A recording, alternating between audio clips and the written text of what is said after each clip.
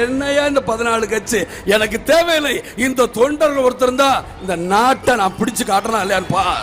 வருமான வரித்துறை கணக்கு கொண்டு வந்தீங்க, அப்பவும் இந்த விஜயகாந்த் அடிபணியல. அதுக்கப்புறம் கொண்டு வந்தாங்க நில உச்சவரம்புன்னு. நீ இருந்தா எடுத்துக்க நாட்டேன், ஆக்கிரமிப்பு நான் இருந்தா எடுத்துக்க, எனக்கு அதை பத்தி கவலை இல்லை. ஆனால் இந்த விஜயகாந்தை எதை வச்சு பயமுறுத்தினாலும் பயமுறுத்துங்க.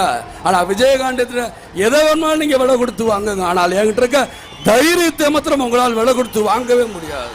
ஆனா இன்னைக்கு எந்த அளவுக்கு விலைவாசி ஏறி போயிருக்குங்கிற பேசுவாங்களா? பேச மாட்டாங்க. இவங்களுக்கு தேவை கூட்டணி ஆட்சி.